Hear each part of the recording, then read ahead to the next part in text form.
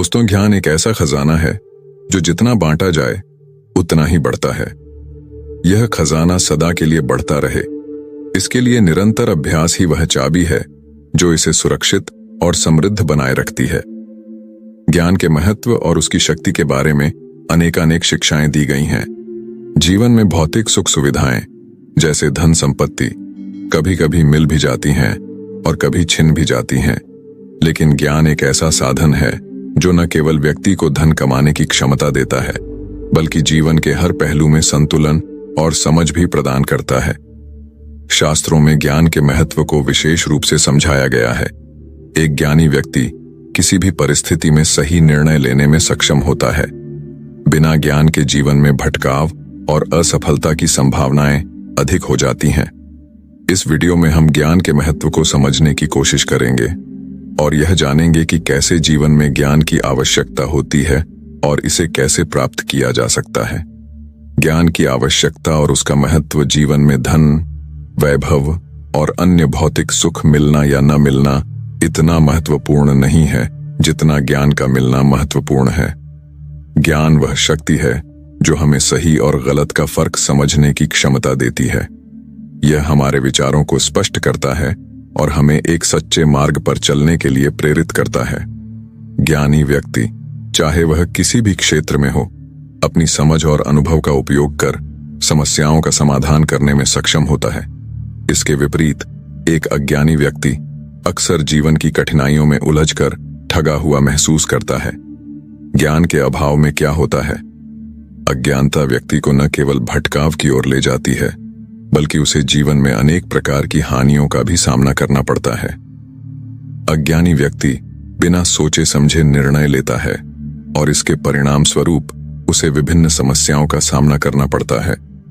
लेकिन एक ज्ञानी व्यक्ति अपने ज्ञान का उचित उपयोग करके जीवन की विभिन्न चुनौतियों का सामना करता है और सफलता की ओर अग्रसर होता है। ज्ञान के लिए साधना क्यों जरूरी है?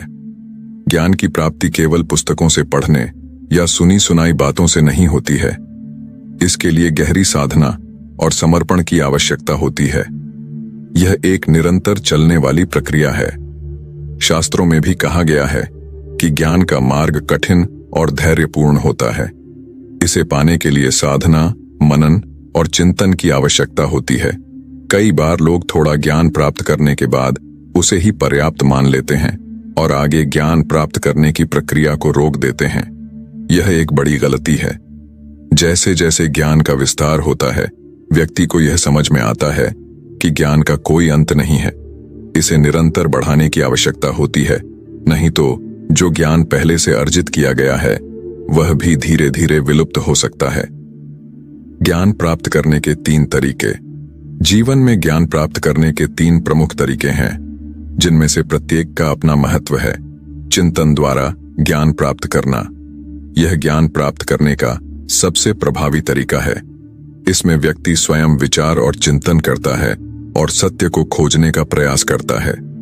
यह तरीका ज्ञान की गहराई तक पहुंचने में सहायक होता है और व्यक्ति को स्वयं की समझ में स्पष्टता प्रदान करता है। अनुकरण द्वारा ज्ञान प्राप्त करना, यह ज्ञान प्राप्त करने का सबसे आसान तरीका है। इसमें व्यक्ति किसी ज्ञानी या विशेषज्ञ का अनुकरण करता है और उसके अनुभवों और ज्ञान से सीखता है। हालांकि यह तरीका हमेशा गहराई तक जाने में सहायक नहीं होता है, लेकिन शुरुआती स्तर पर यह ज्ञान प्राप्त करने का एक अच्छा माध्यम है। अनुभव द्वारा ज्ञान प्राप्त करना, यह तरीका सबसे कठिन है, लेकिन यह सबसे प्रभावी भी है। अनुभव के माध्यम से सीखा गया ज्ञान स्थायी होता है और व्यक्ति को जीवन की वास्तविकताओं का सामना करने के लिए तैयार करता है। अनुभवजन्य ज्ञान न केवल तात्कालिक समस्याओं का समाधान करता है, बल्कि यह व्यक्ति की सोच और दृष्टिकोण को भी समृद्ध बनाता है। ज्ञान का महत्व। 5 अनमोल सीखें। ज्ञान से जुड़ी कुछ महत्वपूर्ण बातें हैं जो जीवन में सफलता की कुंजी बन सकती हैं। ये 5 अनमोल सीखें इस प्रकार हैं। ज्ञान का विस्तार बांटने से होता है। ज्ञान एक ऐसी संपत्ति है जो बांटने से बढ़ती है।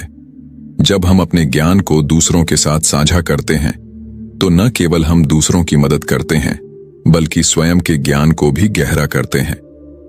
शिक्षण और साझा करने की प्रक्रिया में हमारे विचार और समझ और भी स्पष्ट हो जाते हैं। अज्ञानता का एहसास ही पहला कदम है। ज्ञान की दिशा में बढ़ने का सबसे पहला कदम यह है कि हम अपनी अज्ञानता को स्वीकार करें। जब हमें यह एहसास होता है कि हमें और अधिक सीखने की आवश्यकता है, तभी हम ज्ञान के मार्ग पर चलना शुरू कर सकते हैं। सही ज्ञान ही सच्ची शक्ति है। केवल बहुत सी बातें जानना ही ज्ञान नहीं है। सही ज्ञान वह है जो सही समय पर सही निर्णय लेने में सहायक हो। ज्ञानी व्यक्ति वह है जो कार्यशील और उपयोगी जानकारी को समझता है और उसे अपने जीवन में लागू करता है। निरंतर अभ्यास से ही ज्ञान समृद्ध होता है। ज्ञान को प्राप्त करने के बाद उसे बनाए रखने और बढ़ाने के लिए निरंतर अभ्यास की आवश्यकता होती है। जैसे शरीर को स्वस्थ रखने के लिए व्यायाम जरूरी है, वैसे ही मानसिक और बौद्धिक विकास के लिए नियमित अध्ययन और चिंतन आवश्यक है। अनुभव से सीखा गया ज्ञान सबसे प्रभावी है। जीवन में मिली असफलताएं, संघर्ष और चुनौतियां हमें महत्वपूर्ण सबक सिखाती हैं। ये अनुभव हमें हमारे निर्णयों का मूल्यांकन करने और भविष्य में बेहतर निर्णय लेने में मदद करते हैं। इसलिए अनुभव को ज्ञान प्राप्त करने का सबसे प्रभावी साधन माना गया है। ज्ञान की शक्ति। महान व्यक्तित्वों की प्रेरणा। इतिहास में ऐसे कई महापुरुष हुए हैं जिन्होंने अपने ज्ञान और विचारों के बल पर समाज में बदलाव लाए। जैसे कि महात्मा बुद्ध, जिन्होंने अपनी समझ और ध्यान के माध्यम से आत्मज्ञान प्राप्त किया और लोगों को एक नई दिशा दी। इसी प्रकार महात्मा गांधी ने सत्य और अहिंसा के मार्ग पर चलकर समाज में परिवर्तन लाया। उनके जीवन से हमें यह समझ में आता है कि सही ज्ञान व्यक्ति को अजेय बना सकता है और समाज में सकारात्मक बदलाव लाने की शक्ति प्रदान कर सकता है। ज्ञान प्राप्त करने के आधुनिक साधन। आज के समय में ज्ञान प्राप्त करना पहले से कहीं अधिक आसान हो गया है। इंटरनेट, पुस्तकें, ऑनलाइन कोर्स और अनेक शैक्षिक संस्थान व्यक्ति को विभिन्न विषयों में गहरी समझ प्रदान करते हैं। लेकिन इसके साथ ही यह भी महत्वपूर्ण है कि हम सही स्रोतों से ही ज्ञान प्राप्त करें, क्योंकि गलत या अपूर्ण जानकारी हमें भटकाव की ओर ले जा सकती है। इंटरनेट के माध्यम से उपलब्ध ज्ञान तक पहुंचना आसान है, लेकिन इसके लिए विवेकपूर्ण दृष्टिकोण की आवश्यकता होती है। हमें यह समझने की आवश्यकता है कि इंटरनेट पर हर जानकारी सही नहीं हो सकती, इसलिए किसी भी तथ्य को स्वीकार करने से पहले उसकी प्रामाणिकता की जांच करनी चाहिए। जीवन में ज्ञान का समुचित उपयोग। ज्ञान प्राप्त करना एक बात है, लेकिन उसे सही तरीके से उपयोग करना दूसरी बात है। ज्ञानी व्यक्ति वही होता है जो अपने ज्ञान का उपयोग दूसरों की भलाई के लिए करता है, उसे समाज में सुधार लाने के लिए, जीवन में कठिनाइयों का समाधान करने के लिए और व्यक्तिगत उन्नति के लिए सही दिशा में उपयोग करना चाहिए। निष्कर्ष। ज्ञान की अविरल धारा। ज्ञान वह अविरल धारा है जो व्यक्ति के जीवन को समृद्ध और सार्थक बनाती है। यह जीवन की उन चुनौतियों का सामना करने की शक्ति देता है जो व्यक्ति को कभी भी हतोत्साहित कर सकती है। ज्ञान के माध्यम से ही व्यक्ति अपने जीवन में संतुलन और समझ विकसित कर सकता है और एक स्वस्थ समाज की स्थापना में योगदान दे सकता है। ज्ञान प्राप्त करने की प्रक्रिया कभी समाप्त नहीं होती। यह एक निरंतर चलने वाली यात्रा है जो हमें जीवन के विभिन्न पहलुओं को समझने और उनसे जुड़े रहस्यों को उजागर करने की प्रेरणा देती है। ज्ञान का वास्तविक उपयोग तभी है जब हम उसे अपने और दूसरों के कल्याण के लिए लागू करें। इसलिए जीवन में ज्ञान को एक अद्वितीय संपत्ति माने और इसे निरंतर बढ़ाने का प्रयास करें। इस प्रकार जीवन में ज्ञान की प्राप्ति एक निरंतर चलने वाली प्रक्रिया है, जिसे साधना, चिंतन, अनुभव और अनुकरण के माध्यम से आगे बढ़ाया जा सकता है। यह हमें सिखाता है कि सच्ची सफलता और संतुष्टि बाहरी उपलब्धियों में नहीं, बल्कि आंतरिक समझ और आत्मबोध में है। दोस्तों, बुद्ध, जिन्होंने पूरी दुनिया को अहिंसा, करुणा और धैर्य का मार्ग दिखाया, भारतीय संस्कृति और दर्शन का एक महत्वपूर्ण हिस्सा है। उनकी शिक्षाएं सदियों से लोगों के लिए मार्गदर्शक रही हैं और आज भी विश्व भर में उनके उपदेशों का महत्व अपरिवर्तित है। उनकी जीवन यात्रा केवल एक व्यक्ति की आत्मा के भीतर की खोज नहीं थी, बल्कि पूरे मानवता के लिए जागृति का संदेश है। बुद्ध की शिक्षा और उनका जीवन हमें यह सिखाता है कि दुख से मुक्ति पाने का रास्ता हमारे अपने भीतर है। इस लेख में हम गौतम बुद्ध के जीवन, उनके संघर्षों और उनके द्वारा दिए गए ज्ञान के प्रमुख पहलुओं पर चर्चा करेंगे। दोस्तों, स्वागत है आपका हमारे चैनल सिद्धार्थ इंस्पायर्ड पर। दोस्तों, आप चाहे तो हमारा मेंबरशिप ज्वाइन कर सकते हैं, जिसमें आप हमारे चैनल व हमसे सीधे तौर पर जुड़ सकते हैं। तो चलिए प्रारंभ करते हैं। आज की कहानी गौतम बुद्ध का प्रारंभिक जीवन। गौतम बुद्ध का जन्म 563 ईसा पूर्व नेपाल के लुम्बिनी नामक स्थान पर हुआ था। उनका असली नाम सिद्धार्थ गौतम था। सिद्धार्थ का जन्म एक राजा शुद्धोधन के घर हुआ, जो शाक्य गणराज्य के शासक थे। उनकी मां महारानी माया देवी का निधन उनके जन्म के 7 दिन बाद ही हो गया था, इसलिए उनका पालन पोषण उनकी मौसी महाप्रजापति गौतमी ने किया। राजमहल में सिद्धार्थ का बचपन सुख सुविधाओं में बीता।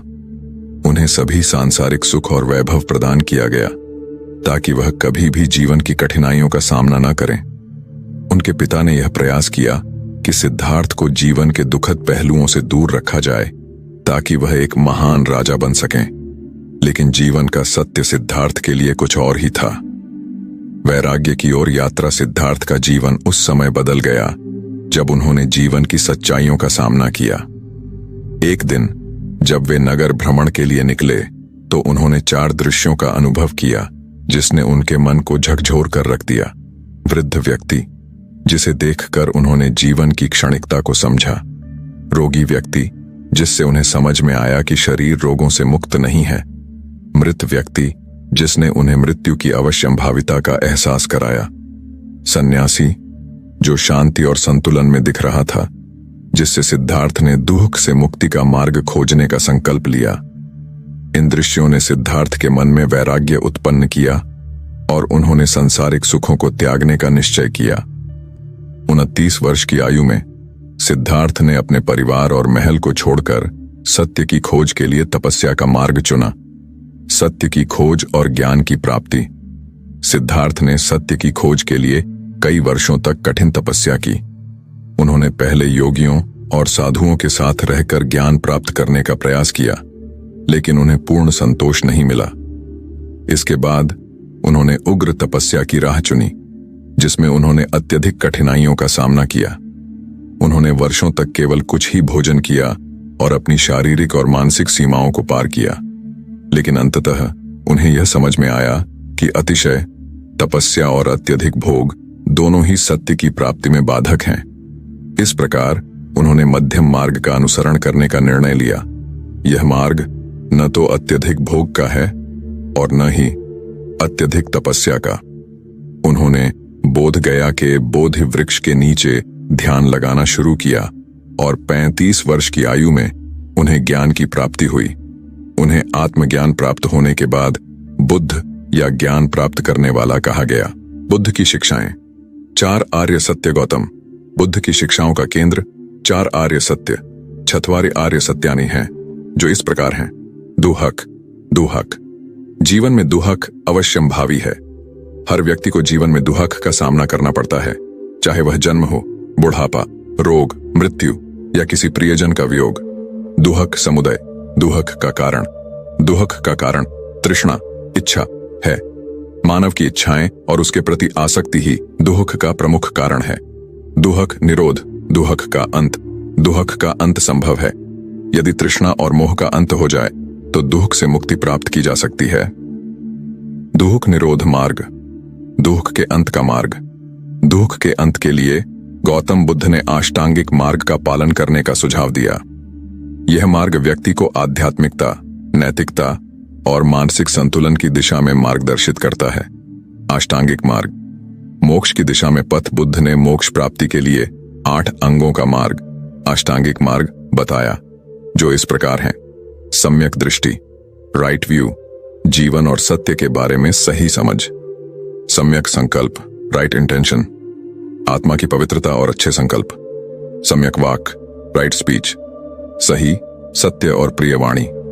सम्यक कर्मांत, राइट एक्शन, नैतिक और सही कर्म। सम्यक आजीव, राइट लाइवलीहुड, ईमानदारी और नैतिकता के साथ आजीविका कमाना। सम्यक व्यायाम, राइट एफर्ट, मानसिक प्रयास और परिश्रम को सही दिशा में लगाना। सम्यक स्मृति, राइट माइंडफुलनेस, वर्तमान क्षण में उपस्थित रहना और ध्यानपूर्वक जीना। सम्यक समाधि, राइट कॉन्सेंट्रेशन, ध्यान और मानसिक एकाग्रता के माध्यम से आत्मज्ञान की प्राप्ति। बुद्ध की करुणा और अहिंसा। गौतम बुद्ध की शिक्षाओं का एक महत्वपूर्ण पहलू करुणा और अहिंसा है। उन्होंने सभी जीवों के प्रति करुणा का प्रचार किया। उनके अनुसार एक व्यक्ति केवल तभी आत्मज्ञान प्राप्त कर सकता है जब वह सभी प्राणियों के प्रति करुणा और प्रेम का अनुभव करता है। बुद्ध की अहिंसा का अर्थ केवल शारीरिक हिंसा का त्याग नहीं है, बल्कि मानसिक और वाणी की हिंसा का भी परित्याग करना है। बुद्ध का संदेश स्पष्ट था, हमारे कार्य, वाणी और विचार सभी का प्रभाव पड़ता है और इसलिए हमें हर समय जागरूक रहना चाहिए कि हम किस प्रकार का प्रभाव छोड़ रहे हैं।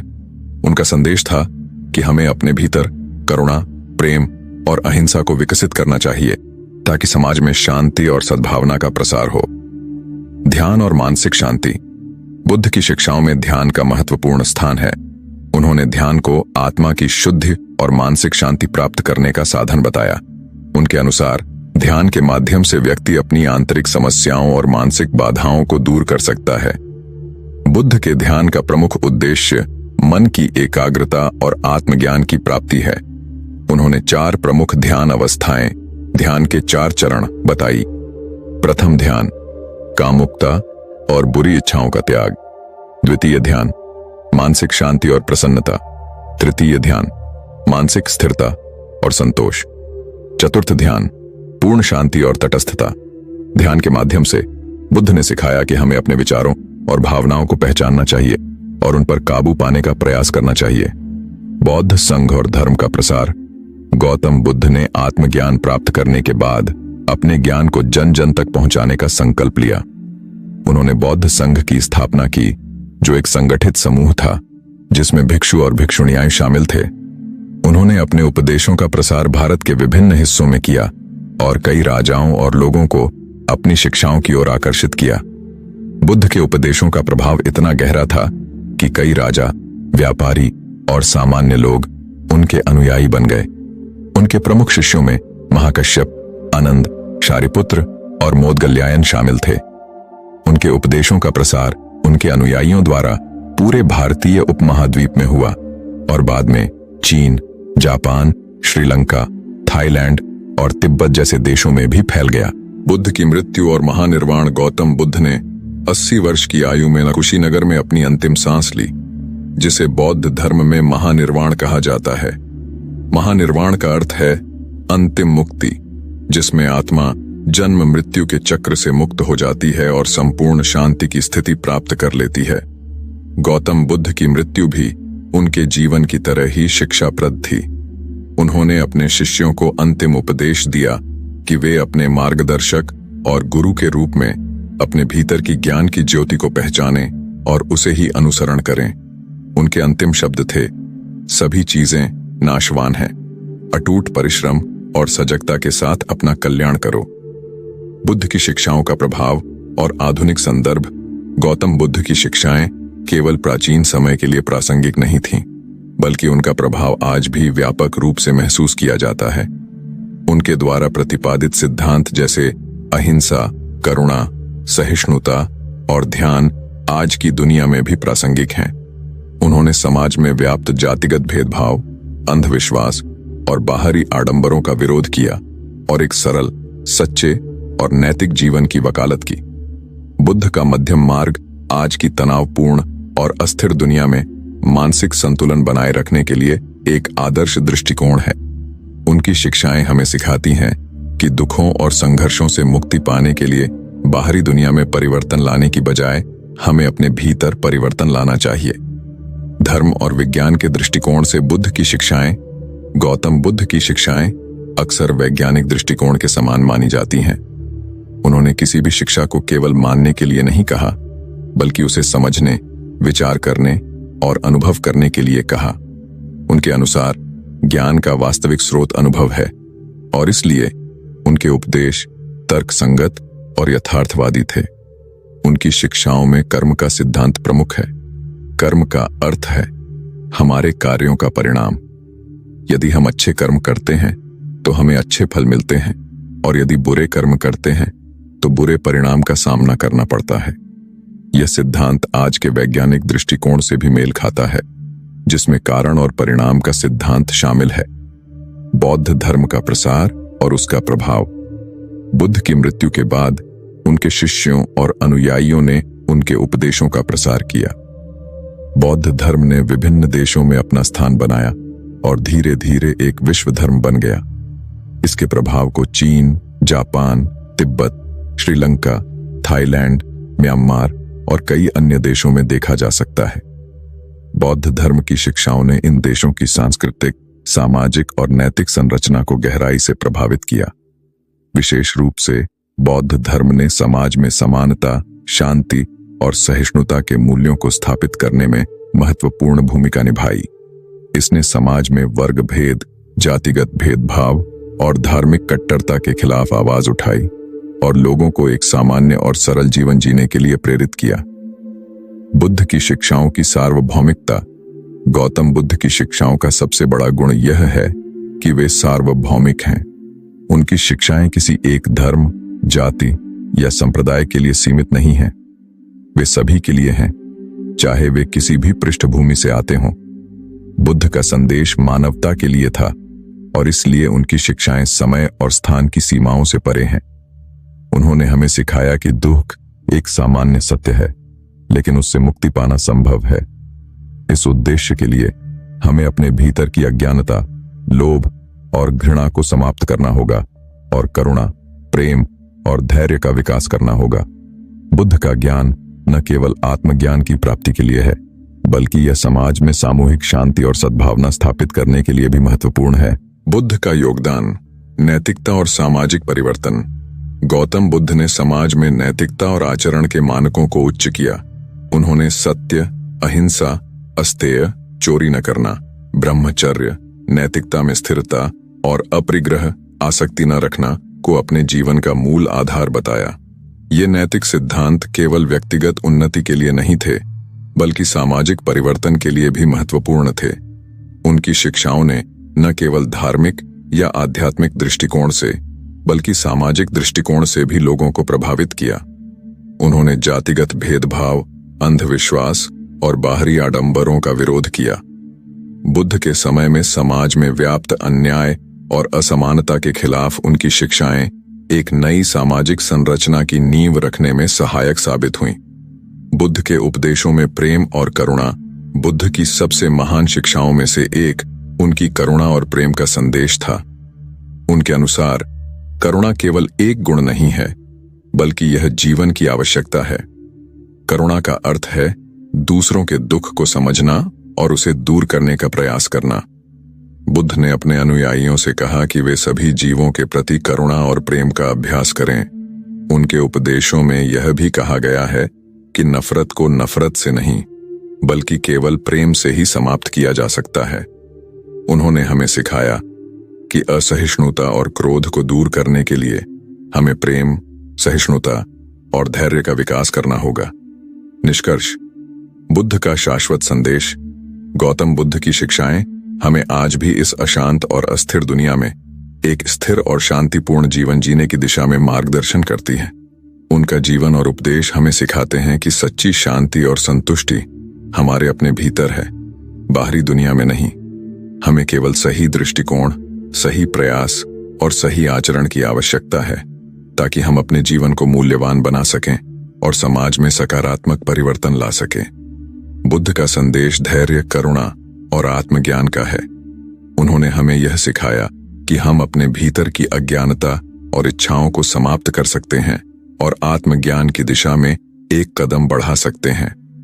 उनका मार्गदर्शन हमें यह विश्वास दिलाता है कि चाहे परिस्थितियां कैसी भी हों, हम स्वयं में परिवर्तन लाकर और अपने आंतरिक स्व को जागरूक करके एक बेहतर जीवन और समाज की स्थापना कर सकते हैं। गौतम बुद्ध की शिक्षाएं केवल धार्मिक अनुष्ठानों तक सीमित नहीं है, वे जीवन जीने की एक कला है। उनका संदेश हर समय और हर युग में प्रासंगिक रहेगा, क्योंकि वे सीधे हमारे मानवता के मूल स्वभाव को संबोधित करते हैं। उनके द्वारा दिखाया गया मार्ग हमें अपने दुखों को समझने, उनका कारण जानने और उनसे मुक्ति पाने का साहस देता है। इस प्रकार गौतम बुद्ध की शिक्षाएं हमें इस बात का आभास कराती हैं कि सच्ची शांति और आनंद हमारे भीतर ही है और इसे प्राप्त करने के लिए हमें केवल सही मार्ग का अनुसरण करना है। उनका जीवन और उपदेश हमारे लिए एक प्रेरणा है कि हम भी अपने जीवन में आत्मज्ञान की ओर बढ़ सकते हैं और इस दुनिया को एक बेहतर स्थान बना सकते हैं। बहुत समय पहले की बात है। भारत में गौतम बुद्ध के मठ में ज्ञान और ध्यान के पथ पर चलने वाले अनेक शिष्य थे। इन शिष्यों का एक ही लक्ष्य था, आत्मज्ञान प्राप्त करना और मानवता की सेवा में अपना जीवन समर्पित करना। गौतम बुद्ध अपने हर शिष्य को यह निर्देश देते थे कि जब भी वह बुद्धत्व को प्राप्त कर ले, उसे दूर दराज के गांवों में जाकर वहां के लोगों को सही मार्ग दिखाना चाहिए। वह मानते थे कि सच्चे ज्ञान का मतलब उसे अपने तक सीमित रखना नहीं, बल्कि इसे दुनिया में फैलाना है। बुद्ध का एक विशेष शिष्य था जो बहुत ही लगन और भक्ति के साथ ध्यान और तपस्या करता था। उसने मठ में 6 साल बिताए, जहां उसने हर प्रकार की तपस्या की और अपनी आस्था का परिचय दिया।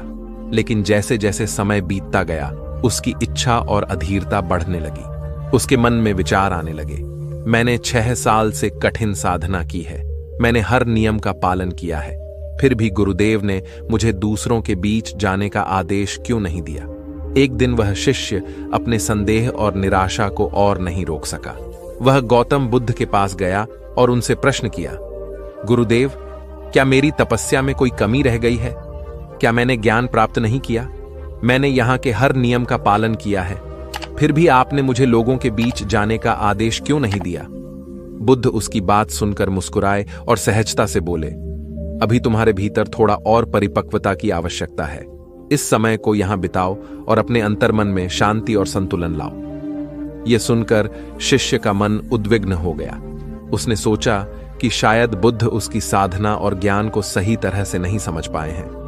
उसने कुछ नाराजगी भरे स्वर में कहा, गुरुदेव, शायद आपके ज्ञान में कुछ कमी है और आप मुझे मार्गदर्शन देने में असमर्थ हैं। गौतम बुद्ध उसकी अधीरता और असंतोष को समझ गए। वह जानते थे कि उसका मन अभी भी अहंकार और अधीरता से भरा हुआ है और ज्ञान को पूर्णतः समझने में उसे अभी समय लगेगा। उन्होंने विचार किया कि शायद एक अनुभव ही इस शिष्य को सच्ची शिक्षा दे सकता है। इसलिए उन्होंने शिष्य से कहा, ठीक है, कल सुबह पूर्व दिशा में एक गांव है, वहां जाओ और दिन भर वहां रहकर भिक्षा मांगना। वहां के लोगों के साथ समय बिताओ और उनसे अपने अनुभव साझा करो। शिष्य को लगा कि आखिरकार गुरुदेव ने उसे लोगों के बीच जाने का आदेश दे ही दिया। वह अत्यंत उत्साहित हुआ और अगले दिन सुबह सुबह गांव की ओर निकल पड़ा। लेकिन जैसे ही उसने गांव में प्रवेश किया और भिक्षा मांगनी शुरू की, उसकी आशाओं के विपरीत गांव के लोग उसके साथ कठोरता से पेश आने लगे। कोई भी उसकी भिक्षा का सम्मान नहीं कर रहा था। कुछ लोग उसे दुत्कार रहे थे तो कुछ उसे अपशब्द कह रहे थे। एक आदमी ने उसकी ओर पत्थर तक फेंक दिया। आखिरकार एक व्यक्ति ने उसे भिक्षा दी, लेकिन अपमानजनक तरीके से भिक्षा को जमीन पर फेंक दिया। शिष्य ने उस भिक्षा को उठाया, लेकिन उसके मन में क्रोध और अपमान का भाव उमड़ पड़ा। दिन भर की कोशिशों के बावजूद उसे केवल अपमान और तिरस्कार का सामना करना पड़ा। थक हार कर वह शाम को मठ लौट आया। उसकी आंखों में नाराजगी थी और मन में गहरी खिन्नता। गौतम बुद्ध ने उसके चेहरे पर झलकती नाराजगी को देख लिया। उन्होंने उससे पूछा, कैसा रहा तुम्हारा अनुभव? शिष्य गुस्से में भरकर बोला, गुरुदेव, वह गांव बहुत ही अज्ञानी और असभ्य लोगों से भरा हुआ है। उन्होंने मेरा सम्मान नहीं किया, मुझे न केवल अपमानित किया बल्कि मुझ पर पत्थर भी फेंके। कृपया मुझे कल किसी और गांव भेजिए। गौतम बुद्ध ने उसकी बात को शांत मन से सुना और फिर मुस्कुराते हुए कहा, ठीक है, कल तुम मठ में रहना और विश्राम करना।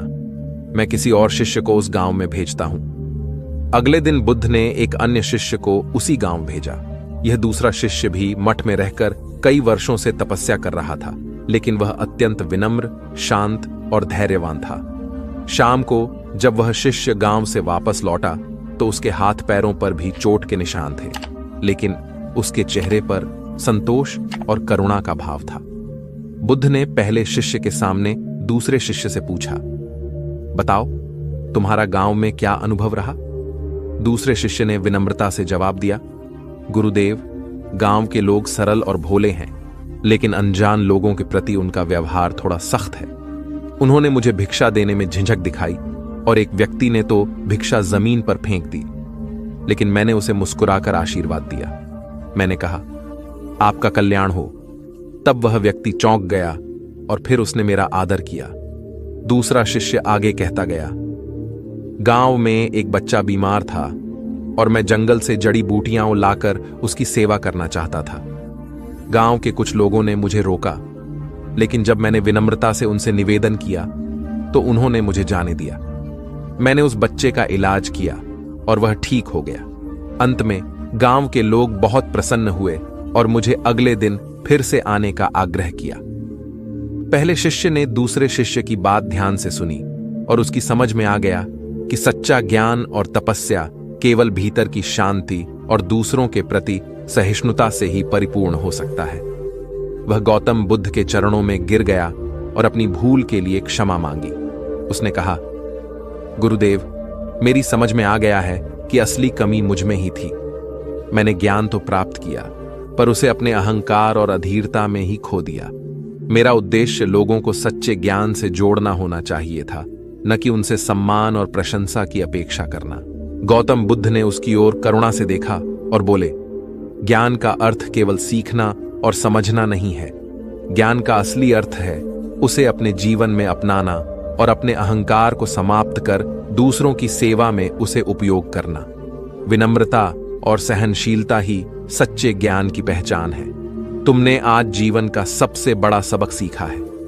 यह कहानी हमें यह सिखाती है कि असली ज्ञान और आत्म साक्षात्कार का मार्ग केवल बाहरी प्रयासों से नहीं मिलता, बल्कि यह हमारे भीतर के अहंकार को मिटाने और विनम्रता के साथ दूसरों की सेवा करने में छिपा होता है।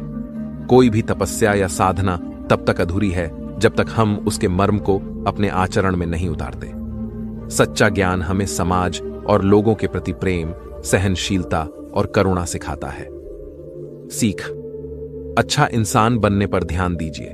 अच्छा समय और आदर अपने आप आपके पास आएंगे। गौतम बुद्ध के मठ का यह नियम था कि उनका कोई शिष्य जब भी कभी बुद्धत्व को प्राप्त कर लेता, तब उसे कहा जाता कि एक दिशा में चले जाओ और आसपास के जो लोग हैं उनका ज्ञान वर्धन करो। उनकी जो आत्मा और चेतना है उसे जागृत करने का प्रयास करो और उनको सद्मार्ग पर लाना है। उनका एक शिष्य था जो 6 साल से मठ में रह रहा था और तपस्या कर रहा था। एक दिन वह परेशान हुआ और सोचने लगा कि मेरे गुरुदेव ने मुझे आदेश क्यों नहीं दिया। इसी बात पर नाराज होकर वह गौतम बुद्ध के पास गया और कहने लगा कि मेरी तपस्या में ऐसी क्या कमी रह गई? क्या मैंने ज्ञान अर्जित नहीं किया और अब तक आपने मुझे आदेश नहीं दिया कि जाओ जाकर किसी दूसरे जगह पर अपना ज्ञान बांटो? और क्या मैंने बुद्धत्व प्राप्त नहीं किया है? तभी गौतम बुद्ध ने शिष्य से कहा, सुनो, तुम्हें थोड़ा और समय लगेगा, यही समय बिताऊं। ये बात सुनकर वह शिष्य चिढ़ गया और कहने लग गया कि गुरुदेव, आपके ज्ञान में कमी रह गई और आप मुझे ज्ञान नहीं दे पाए। गौतम बुद्ध को लगा कि यह समझेगा नहीं और कहा, ठीक है, कल सुबह पूर्व दिशा में एक गांव है, वहां जाना और वहां से भिक्षा लेकर आना और अपना पूरा दिन वहीं बिताना और कोशिश करना कि वहां के लोगों को थोड़ा सा ज्ञान दे पाओ और आकर मुझे बताना कि अनुभव कैसा रहा। वह शिष्य बड़ा खुश हुआ और उसको लगा कि अब तो बात बन गई, अब मुझे आदेश मिल गया। और वह दूसरे दिन सुबह पूर्व दिशा की उस गांव में चला गया और शाम में जब वापस आया तो हाथ में पट्टी बंधी थी और हाथ पैरों पर चोट निशान थे। ये देखकर गौतम बुद्ध ने उस शिष्य से पूछा कि ये क्या हाल कर लिया। तब उसने बताया कि आपने मुझे कैसे गांव में भेज दिया और वहां पर जब मैंने भिक्षा मांगी तो लोग मुझे डांटने लगे और भगाने लगे। एक व्यक्ति ने सिर्फ वहां पर मुझे भिक्षा दी, वो भी जमीन पर फेंक कर दी और कहा कि ले जाओ इसको। इतने बुरे गांव में आपने मुझे ज्ञान बांटने के लिए भेजा, अब आप मुझे कल किसी और गांव भेज देना, मैं वहां जाकर ज्ञान देकर आता हूं। गौतम बुद्ध यह सुनकर थोड़ा मुस्कुराए और उन्हें तो पता था कि ये कुछ कर नहीं पाएगा और कहा कि ठीक है, अगले दिन तुम किसी और गांव जाना, लेकिन एक दिन के बाद जाना और एक दिन मठ में रुके रहना है। अब की बार गौतम बुद्ध ने अपने दूसरे शिष्य को उस गांव में भेजा जहां अपने उस शिष्य को भेजा था, और शाम में जब वह शिष्य वापस लौटा था तो उसकी भी हालत वही थी और हाथ पैरों में चोट लगी और पट्टी बंधी हुई थी। गौतम बुद्ध ने पहले वाले शिष्य के सामने दूसरे शिष्य से पूछा कि हुआ क्या था। तब उसने कहा कि जिस गांव में आपने मुझे भेजा था वह के लोग बड़े भोले भाले हैं, भिक्षा दे नहीं रहे थे, और एक व्यक्ति ने मुझे जमीन पर फेंक कर भिक्षा दी और मैंने उसे स्वीकार कर लिया और उसे आशीर्वाद दिया कि तुम्हारा कल्याण हो। तो वह व्यक्ति चौंक गया और कहने लगा कि आप गजब के इंसान हो, मैंने आपको जमीन पर फेंक कर भिक्षा दी और आपने मुझे कल्याण हो का आशीर्वाद दिया। तब मैंने उसे कहा कि मैं अपना कर्तव्य निभाऊंगा और आप भी बड़े दानी हैं और आपने मुझे भिक्षा दी है। उसके बाद मैं जब वह से निकल रहा तब मैंने देखा कि एक बच्चा बीमार था और मैं जंगल में जड़ी बूटी लाने गया, और जब मैं लौट रहा था तब कुछ लोगों ने मुझे पकड़ लिया और पूछने लगे कि यह जड़ी बूटी कहां लेकर जा रहा हूं। तब मैंने उनसे निवेदन किया कि मुझे छोड़ दो, एक बीमार छोटे बच्चे की मदद करनी है, और तब उन्होंने मुझे छोड़ दिया। जब मैं गांव में वापस आकर उस बच्चे की मलहम पट्टी कर रहा था तो तभी गांव वाले मुझ पर हमला करने लगे। तब उस दानी व्यक्ति ने, जिसने मुझे जमीन पर फेंक कर भिक्षा दी थी, उसने गांव वालों को रोका और कहा कि यह ठीक व्यक्ति है और इसे अपना काम करने दो। जब मैंने जड़ी बूटी लगाई तो बच्चा ठीक हो गया और सब मेरे लिए तालियां बजाने लगे। सभी गांव वाले कहने लगे कि कल फिर आना, गुरुदेव मुझे कल फिर उस गांव में भेजिएगा, क्योंकि वह बड़े ही भोले लोग हैं, समझते नहीं है, बस प्यार बहुत है। और अब की बार कोशिश करूंगा, थोड़ा प्यार और उनके पास पहुंचाने की और ज्ञान उन तक पहुंचाने की भी पूरी कोशिश करूंगा। वो सब लोग ज्ञानी तो हैं, लेकिन बस अनजान व्यक्ति से बात करने में डरते हैं। वो जो पहला शिष्य था, जो एक दिन पहले उसे गांव में गया था, वह सुन रहा था और समझ रहा था और गौतम बुद्ध के चरणों में गिरकर बोला कि गुरुदेव, कमी तो मुझ में ही थी, आपने ज्ञान तो बहुत सारा दिया, लेकिन मैं उसे आचरण में नहीं ढाल पाया और मैंने अहंकार को ऊपर रखा और उसी गांव के लोगों को पहचान नहीं पाया और मार खाकर चला आया। और मार तो इन्होंने भी खाई, लेकिन इनका अहंकार मिट चुका है और ये समझ चुके हैं कि वह लोग भोले भाले हैं और हमें उनसे अलग तरीकों से व्यवहार करना होगा और ज्ञान को आचरण में ढालकर उन लोगों तक पहुंचाना होगा। सीख, अच्छा इंसान बनने पर ध्यान दीजिए, अच्छा समय अपने आप चला आएगा। हम अच्छा समय लाना चाहते हैं लेकिन अच्छा इंसान नहीं बन पाते हैं और सारी प्रॉब्लम बस यही हो जाती है। दोस्तों, अगर आपको हमारी कहानी अच्छी लगी हो तो कृपया हमारे चैनल को सब्सक्राइब करके लाइक जरूर करना। तो चलिए चलते हैं। एक समय की बात है, एक घना जंगल था जहां एक नाग, एक उल्लू और एक हंस रहते थे। वे आपस में कभी नहीं मिलते थे और हमेशा एक दूसरे का मजाक उड़ाते रहते थे। नाग हंस से मजाक उड़ाते हुए, तुम्हारी सुंदरता किस काम की, तुम बस पानी में तैर सकती हो, उससे ज्यादा कुछ नहीं। उल्लू नाग को ताना देते हुए, तुम्हारे जहरीले दांतों का क्या फायदा अगर दिन में तुम्हें कुछ दिखाई ही नहीं देता। हंस उल्लू पर हंसते हुए, तुम्हारी सारी बुद्धिमानी बेकार है जब तुम हमेशा अंधेरे में छिपे रहते हो। इसी बीच एक दिन कुछ लोग जंगल में आए। उन्होंने देखा कि जंगल की प्राकृतिक संपत्तियों का वे अपने लाभ के लिए उपयोग कर सकते हैं। उन्होंने जंगल के संसाधनों को निकालने की योजना बनाई। नाग सावधान होते हुए, मुझे धरती में हल्की हल्की हलचल महसूस हो रही है, लगता है कोई खतरा करीब आ रहा है। उल्लू गहरी सोच में, अगर हम एक दूसरे से झगड़ते रहेंगे तो हम सब हार जाएंगे, हमें मिलकर कुछ करना होगा। हंस उत्साहित होकर, हम अपनी ताकतों का सही उपयोग करके उन्हें रोक सकते हैं, मैं अपनी सुंदरता से उनका ध्यान भटकाऊंगी। इस बार तीनों ने एक नई योजना बनाई। उल्लू ने अपनी बुद्धिमानी का इस्तेमाल करके इंसानों को गुमराह करने की योजना बनाई। उसने जंगल के एक हिस्से को ऐसा दिखाया मानो वहां कुछ अद्वितीय और रहस्यमय है।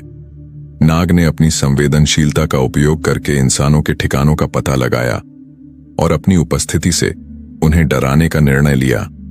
हंस ने अपनी सुंदरता का उपयोग करते हुए इंसानों का ध्यान आकर्षित किया और उन्हें उल्लू द्वारा बनाए गए भ्रमित क्षेत्र की ओर ले गई। जैसे ही इंसान उस स्थान पर पहुंचे, उन्होंने खुद को एक अजीब और डरावने वातावरण में पाया। नाग ने अपनी फुफकार से उन्हें डराया और उल्लू ने रहस्यमय आवाजें निकालकर उन्हें और भ्रमित कर दिया। हंस अपनी चमकदार पंख फैलाकर वहां से उड़ती हुई आगे बढ़ी, जिससे इंसानों को लगा कि वे किसी जादुई क्षेत्र में आ गए हैं। इस सब से डरकर इंसान समझ गए कि जंगल की ताकतें उनके खिलाफ हैं और उन्होंने जल्दी ही वहां से भागने का फैसला किया। नैतिक शिक्षा: जब विपरीत परिस्थितियां आएं तो मिलकर काम करना और अपनी क्षमताओं का सही समय पर उपयोग करना सफलता की कुंजी होती है। कहानियां अक्सर समाज का आईना होती हैं। वे हमें उन अनकही सच्चाइयों का सामना कराती हैं जो हमारे आसपास घटित होती हैं, मगर जिन्हें हम देखना नहीं चाहते। मालती की कहानी भी कुछ ऐसी ही है। यह कहानी न केवल एक महिला के बलिदान और त्याग की है, बल्कि एक सामाजिक संघर्ष की भी है, जो उन पूर्वाग्रहों के खिलाफ खड़ी है जो समाज ने एक सौतेली मां के रूप में उसके सामने रखे। मालती की यह यात्रा एक साधारण महिला से एक सच्चे मातृत्व के प्रतीक तक की है। प्रारंभिक कथा: राधा किशन की दूसरी शादी। राधा किशन की पहली पत्नी शोभा का निधन हुए कुछ ही महीने हुए थे। उनकी मौत के बाद राधा किशन की जिंदगी जैसे बिखर गई थी। घर के 3 छोटे बच्चे टिंकू, पिंकी और रोहन अब बिना मां के रह रहे थे और राधा किशन के पास घर की जिम्मेदारियां संभालने का समय भी नहीं था। ऐसे में उन्होंने दूसरी शादी का निर्णय लिया और मालती को अपनी पत्नी बनाया। मालती गांव की एक साधारण लड़की थी, जिसने शादी के बाद राधा किशन के घर में कदम रखा। हालांकि उसकी शादी के साथ ही पड़ोसियों और समाज के बीच कुत्सित चर्चाएं शुरू हो गईं। लोग कहने लगे कि राधा किशन ने इतनी जल्दी शादी इसलिए की क्योंकि वह पहले से ही दूसरी शादी के इंतजार में थे। कोई कहता, शादी की इतनी जल्दी देखकर लगता है जैसे राधा किशन इंतजार ही कर रहे थे कि पहली बीवी कब चली जाए और ये दूसरी ले आए। लोगों की नजर में मालती दूसरी औरत थी और उसके प्रति संदेह और ताने आम हो गए। मालती की गृहस्थी में संघर्ष: शादी के बाद मालती ने इस घर को अपने स्नेह और समर्पण से संजोने की कोशिश की। उसने तीनों बच्चों को अपना समझा और उन्हें सच्चे दिल से मां का प्यार दिया। हालांकि उसे सौतेली मां होने का टैग मिल चुका था। समाज की नजरों में वह एक बाहरी व्यक्ति थी, जिसे केवल ताने और आलोचनाएं ही मिलती। जब मालती ने बच्चों की देखभाल करना शुरू किया तो स्त्रियों ने यह कहकर उसे बदनाम किया कि यह तो दिखावा है। उन्होंने भविष्यवाणी की, जब इसके अपने बच्चे होंगे तब ये सौतेले बच्चों की परवाह करना बंद कर देगी। लेकिन मालती ने इन बातों को कभी भी अपने कर्तव्यों पर हावी नहीं होने दिया। उसने राधा किशन के बच्चों को अपने बच्चों की तरह प्यार किया और हमेशा उनके लिए सबसे अच्छी चीजें करने की कोशिश की। यह उसके लिए एक संघर्षपूर्ण समय था, क्योंकि समाज की अपेक्षाएं और पूर्वाग्रह उसके समर्पण को मान्यता नहीं देते थे। मालती की समर्पण भावना मालती ने धीरे धीरे इस परिवार के साथ घुल मिलना शुरू कर दिया। उसने बच्चों के साथ ऐसे तालमेल बैठाया कि वे उसकी ममता को कभी भी नकली न समझें। उसने बच्चों के लिए ऐसे पकवान बनाए जो उनकी असली मां बनाती थीं, ताकि वे उसे एक सौतेली मां के रूप में न देखें। जब वह उनके लिए कुछ विशेष बनाती तो वह कहती, नहीं मम्मी, पुरानी मम्मी सभी एक जैसा हलवा बनाती हैं। घी, शक्कर और सूजी मिलाओ, बस टिंकू का हलवा तैयार। मालती के प्रयासों ने धीरे धीरे बच्चों के दिलों में जगह बना ली। अब बच्चे उसे मां कहकर बुलाते थे और उसकी ममता में उन्होंने अपने असली मां की छवि देखनी शुरू कर दी। लेकिन समाज ने उसे अभी भी सौतेली मां की निगाह से ही देखा। लोग उसकी देखभाल और स्नेह को केवल एक नाटक मानते रहे। कई बार महिलाओं ने उसके प्रयासों पर सवाल उठाए, देखना, जब इसका अपना बच्चा होगा तब यह सौतेले बच्चों को पूछेगी भी नहीं। मातृत्व का नया अर्थ समाज की इस संकीर्ण सोच से परेशान होकर भी मालती ने अपने निर्णय को कभी नहीं बदला। उसने अपने मन में यह ठान लिया कि वह इन 3 बच्चों को ही अपनी संतान मानेगी। एक दिन उसने राधा किशन से कहा, मैं इन बच्चों की मां हूं। मैंने अपने मन में यह निश्चय किया है कि इन बच्चों के साथ ही अपनी ममता को पूरा करूंगी। मालती का यह निर्णय एक बहुत बड़ा त्याग था। उसने अपने स्वयं के बच्चों के बारे में सोचना बंद कर दिया और खुद को पूरी तरह से राधा किशन के 3 बच्चों की देखभाल में समर्पित कर दिया। उसका यह बलिदान और समर्पण न केवल उसके स्वयं के लिए बल्कि समाज के उन धारणाओं के लिए भी एक बड़ा जवाब था जो उसे सौतेली मां के रूप में देखते थे। मालती का साहसिक निर्णय समाज के इस दबाव और तानों से तंग आकर मालती ने एक साहसिक कदम उठाया। उसने खुद को मां बनने से रोकने के लिए ऑपरेशन करवा लिया। इस निर्णय का कारण केवल एक ही था, वह अपने सौतेले बच्चों को कभी भी खुद के बच्चों से कमतर महसूस नहीं होने देना चाहती थी। वह चाहती थी कि समाज कभी भी यह न कह सके कि उसने अपने बच्चों के बाद सौतेले बच्चों की अनदेखी की। इस निर्णय के बाद मालती ने अपने आप को पूरी तरह से बच्चों की परवरिश में लगा दिया और उनकी हर जरूरत का ध्यान रखने लगी। राधा किशन को इस निर्णय के बारे में तब पता चला जब मालती ने उन्हें बताया कि उसने ऑपरेशन क्यों करवाया। राधा किशन उसकी इस समर्पण भावना से अभिभूत हो गए। उन्होंने महसूस किया कि मालती केवल उनकी दूसरी पत्नी नहीं है बल्कि एक सच्ची मां है जिसने अपने बच्चों के लिए सब कुछ त्याग दिया। समाज का बदलता दृष्टिकोण समय बीतता गया और मालती के समर्पण और त्याग ने धीरे धीरे समाज के दृष्टिकोण को बदलना शुरू कर दिया। अब लोग उसकी आलोचना के बजाय उसकी सराहना करने लगे। कुछ पड़ोसियों ने यह मान लिया कि उसने जो किया वह केवल एक सच्ची मां ही कर सकती है। मालती की यह यात्रा एक अस्वीकार्यता से मान्यता तक की थी जो उसने अपनी सच्ची ममता और समर्पण के बल पर जीती थी। हालांकि अभी भी कुछ लोग थे जो उसके निर्णय को नहीं समझ सके। उनके लिए मालती का त्याग केवल एक मूर्खतापूर्ण निर्णय था। वे कहते थे, क्या जरूरत थी खुद के बच्चों का त्याग करने की? उसने अपने लिए भी कुछ नहीं सोचा। लेकिन मालती के लिए यह निर्णय उसकी आत्मा की आवाज थी। उसने अपने दिल की सुनकर वह किया जो वह सही समझती थी। मातृत्व की सच्ची परिभाषा मालती की कहानी हमें मातृत्व की सच्ची परिभाषा सिखाती है। मातृत्व केवल बच्चे को जन्म देने तक सीमित नहीं है बल्कि यह उससे कहीं अधिक है। मातृत्व का अर्थ है बिना किसी भेदभाव के बच्चों को अपनाना, उनकी देखभाल करना और उनके भविष्य को संवारना। मालती ने न केवल अपने सौतेले बच्चों के लिए मां का कर्तव्य निभाया बल्कि समाज के उस धारणात्मक बोझ को भी झेलते हुए उन्होंने अपने मातृत्व का सच्चा प्रमाण दिया। निष्कर्ष, मालती की कहानी एक संदेश है कि समाज के तानों और पूर्वाग्रहों के बावजूद सच्ची ममता कभी हार नहीं मानती। यह कहानी उन सभी स्त्रियों को समर्पित है जिन्होंने समाज की धारणाओं के खिलाफ जाकर अपने कर्तव्यों को पूरा किया है। मातृत्व केवल संतान उत्पत्ति नहीं बल्कि एक सच्चा समर्पण है जो हर स्त्री के दिल में होता है।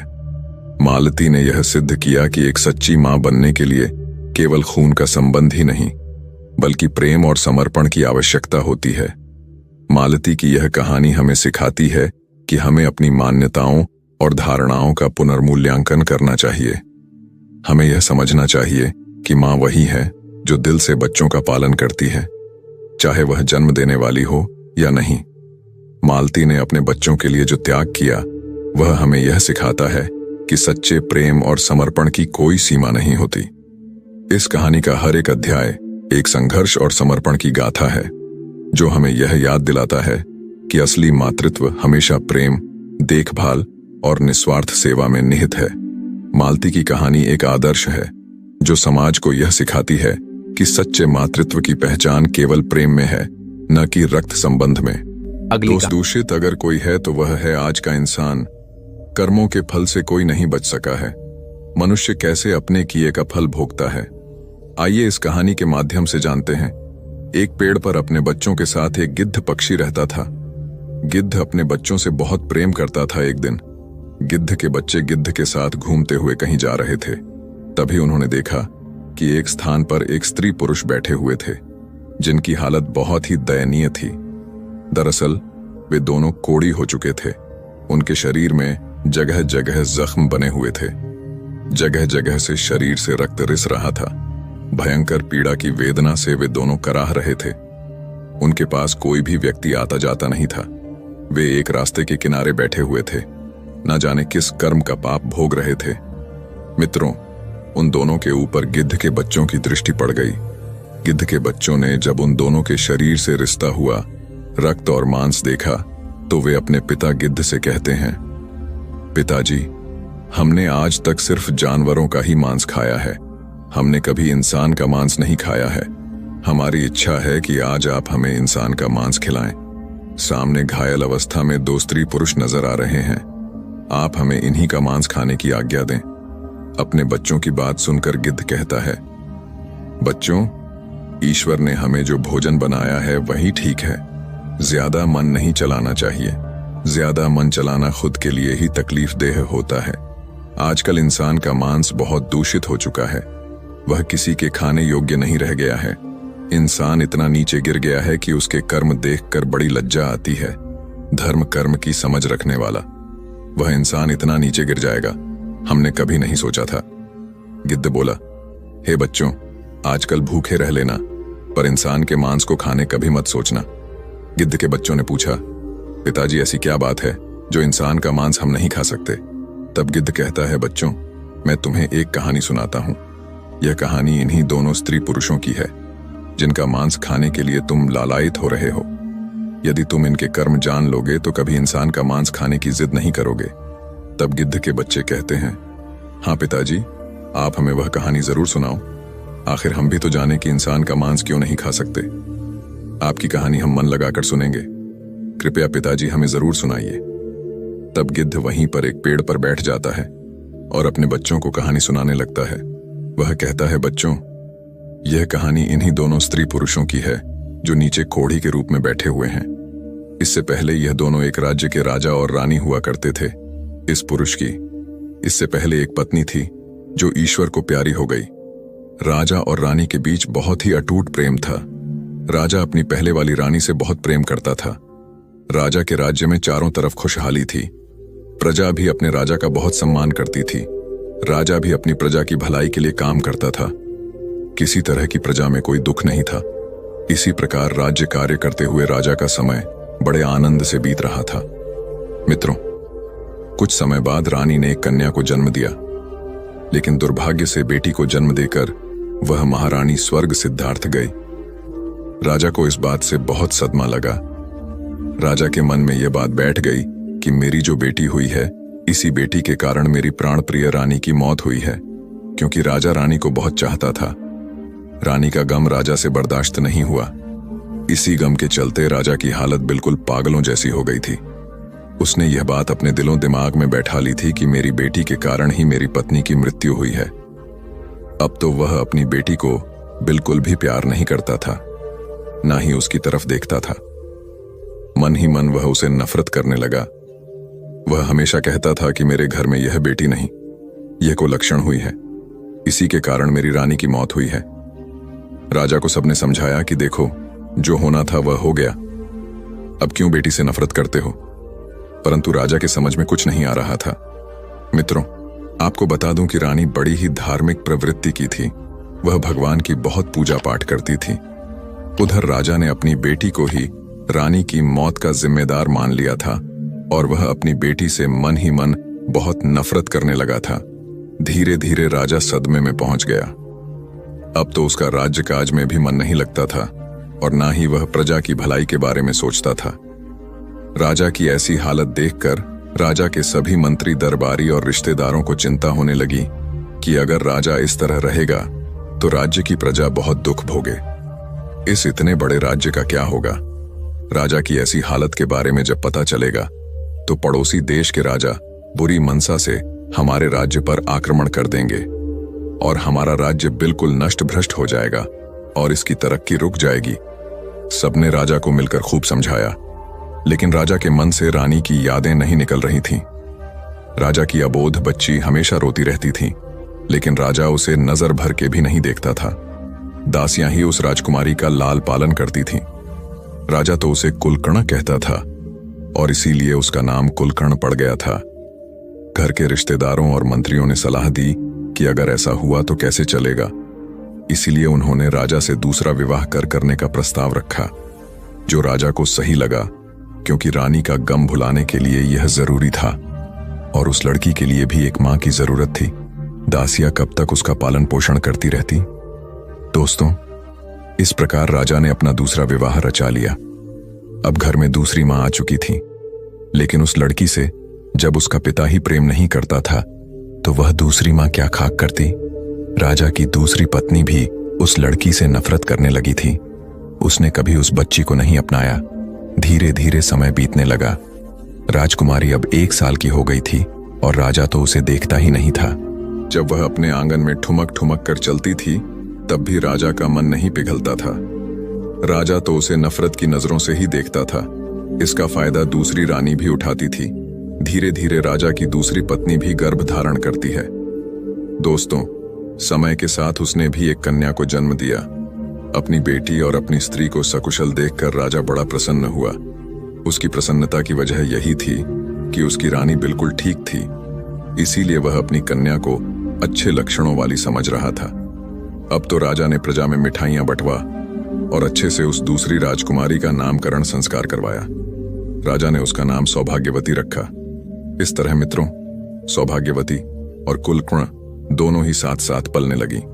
धीरे धीरे समय बीतता रहा। राजा रानी सौभाग्यवती को बहुत प्रेम करते थे, लेकिन जिसे वे कुलक्षण मानते थे उसे फूटी आंख से भी नहीं देखते थे। समय अपनी गति से चलता रहा। धीरे धीरे राजकुमारी सौभाग्यवती को शिक्षा दिला लाई गई। राजकुमारी की तरह उसके हर काम कराए गए, लेकिन कुलकर्ण को शिक्षा का भी प्रबंध नहीं किया गया। धीरे धीरे जब दोनों कन्याएं बड़ी हुईं तो देखने में दोनों बराबर की लगती थीं। दोनों में ज्यादा अंतर नहीं था, पर उनके पालन पोषण में राजा रानी की तरफ से बहुत अंतर था। सौभाग्यवती के जो कपड़े होते थे, अगर वे पुराने हो जाते तो उन्हीं कपड़ों को उतारकर कुलकर्ण को पहनने को दे दिया जाता था। क्योंकि मित्रों, जब पिता ही उसे प्रेम नहीं करता था तो दूसरा कौन देखने वाला था। बेचारी की मां तो थी नहीं। धीरे धीरे दोनों लड़कियां सयानी हो रही थीं। एक दिन रानी कहने लगी, महाराज, लड़कियां बड़ी हो गई हैं, अब इनका विवाह हमें करना चाहिए। दोस्तों, जो कुलक्षण थी वह बड़ी ही धर्म प्रवृत्ति की थी। अपनी मां की तरह उसकी मां भी बहुत ही धार्मिक थी। जो उसे जन्म देकर मर गई थी वह भी बहुत धार्मिक थी और हमेशा भगवान की बहुत पूजा पाठ किया करती थी। जबकि सौभाग्यवती बड़े घमंड में रहती थी। उसे यह घमंड था कि वह राजकुमारी है, उसके पास मां और पिता दोनों का प्यार है, लेकिन बेचारी कुलकर्ण को माता पिता का प्रेम नहीं मिलता था। कुलकर्ण कुछ ज्यादा ही समझदार थी।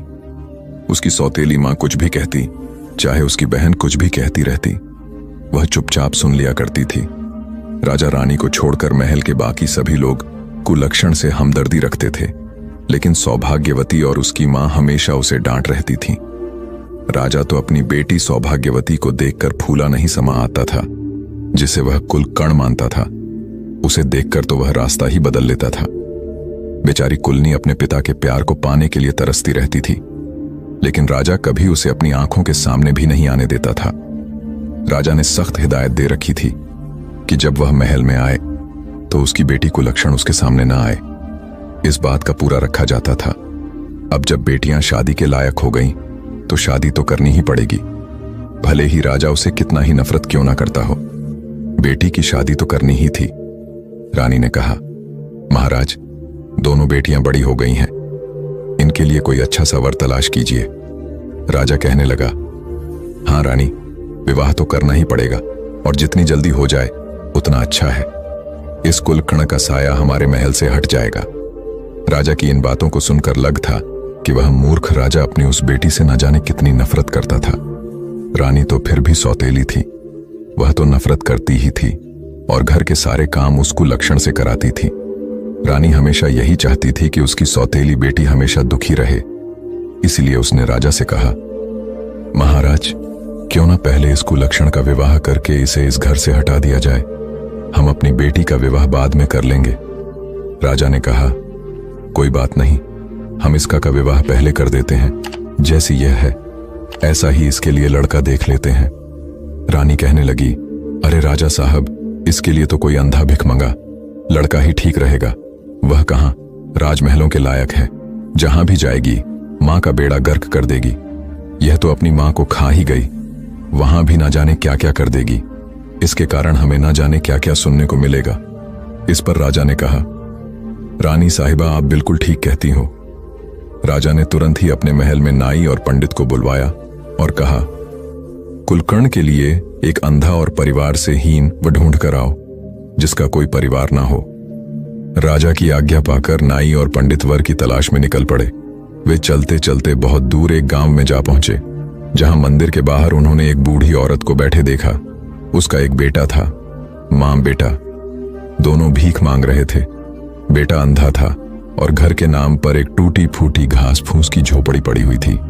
नाई और पंडित उसे देखकर बहुत खुश हो गए, क्योंकि कई दिनों से उन्हें वैसा वर नहीं मिल रहा था जैसा राजा चाहता था। नाई और पंडित भिखारिन के पास गए और उससे कहा, माई, हम तेरे बेटे के लिए एक बहुत अच्छा रिश्ता लेकर आए हैं। यह सुनकर भिखारिन पहले तो हंसी और फिर कहने लगी, क्यों भैया, क्यों मुझ भिखारिन का मजाक उड़ा रहे हो? भला मेरे अंधे बेटे से कौन विवाह करेगा? तब नाई ने कहा, अरे नहीं, वास्तव में हम आपके बेटे के लिए एक बहुत अच्छा रिश्ता लेकर आए हैं। और वह भी राजमहल से। यह सुनकर भिखारिन को विश्वास नहीं हुआ, लेकिन जब उसे राजमहल से नाता जोड़ने की बात पता चली तो वह तुरंत राजी हो गई। नाई और पंडित उस भिखारिन के बेटे के साथ रिश्ता तय कर राजमहल लौट आए और राजा को पूरी बात बताई। इसके बाद राजा ने अपनी बेटी कुलक्षण का विवाह उस अंधे भिखारी से कर दिया और दान दहेज के नाम पर भी उसे कुछ नहीं दिया। कुलक्षण अपनी ससुराल पहुंची तो देखा कि वहां एक टूटी फूटी झोपड़ी थी, जहां बैठने के लिए भी सही जगह नहीं थी। वह भगवान से प्रार्थना करने लगी, हे भगवान, यह मेरी कैसी परीक्षा है। मुझे पति भी मिला तो अंधा, अगर जीवन साथी ठीक होता तो हम दोनों मिलकर कुछ कर लेते। खैर, भगवान जो भी करते हैं अच्छा ही करते हैं। कुलक्षण ने यह मान लिया कि उसका पति ही उसका परमेश्वर है और उसने अपने पति और सास की सेवा करना शुरू कर दिया। वह उनके लिए खाना बनाती और सबसे पहले उन्हें खिलाती, फिर खुद खाती। उसने अपने जीवन को भगवान की इच्छा मानकर स्वीकार कर लिया और ससुराल में बड़े प्रेम से रहने लगी। दूसरी तरफ जब काफी समय बीत गया तो रानी ने राजा से कहा, महाराज, अब तो वह मनहूस लड़की हमारे घर से जा चुकी है। अब हमें उससे छुटकारा मिल चुका है। क्यों ना अब हम अपनी बेटी का किसी अच्छे राजघराने में विवाह कर दें। अब बिना बना देर किए राजा ने नाई और पंडित को बुलाकर टीका की सामग्री लेकर किसी अच्छे राजकुमार की तलाश में भेज दिया। राजा ने कहा, पुरोहित जी, हमारी इस बेटी के लिए एक अच्छे राजा का बेटा होना चाहिए, क्योंकि एक अच्छा राजकुमार हो जिसका राज्य बहुत बड़ा हो। राजा के बताए अनुसार नाई और ब्राह्मण एक चक्रवर्ती राजा के यहां पहुंचे, क्योंकि राजकुमारी सौभाग्यवती देखने में बहुत सुंदर थी। इसीलिए उन्होंने राजकुमार भी सुंदर ही तलाश किया। राजा का इकलौता बेटा था और वह एक चक्रवर्ती सम्राट बनने वाला था। नाई और पुरोहित ने बिना देर किए उस चक्रवर्ती राजा के बेटे को सौभाग्यवती का टीका चढ़ा दिया और सारी बात आकर राजा को सुना दी। मित्रों, राजा ने सौभाग्यवती का विवाह बड़ी धूमधाम से कर दिया। हजारों हाथी, घोड़े, रथ दहेज दान में दिया और बड़े ही भव्य तरीके से अपनी बेटी की विदाई की, जिसे राजा कुलक्षण कहा करता था। वह बेचारी जैसे तैसे दिन काट रही थी। सौभाग्यवती एक राजा के घर में ब्याह कर गई थी, इसलिए वह रानी बनकर आनंद से अपना जीवन यापन करने लगी। उसे शुरू से ही अपने माँ बाप का प्यार मिला था और यहाँ भी उसे अच्छा पति और राजमहल के सारे सुख मिल गए थे। उधर कुलनी अपने भिखारी पति के साथ उस झोपड़ी में रह रही थी। एक दिन कुलक्षण अपनी सासू माँ से बोली, माँ जी, आप रोज रोज भीख मांग कर लाती हो। आपका भीख मांगना मुझे अच्छा नहीं लगता। इससे तो अच्छा है कि हम कोई काम कर लें और कमा कर खाएं। तब उसकी सास कहती है, बहू, वैसे तो तेरे माँ बाप और लोग तुझे कुलक्षण कहते हैं, लेकिन हमारे घर की तू लक्ष्मी है।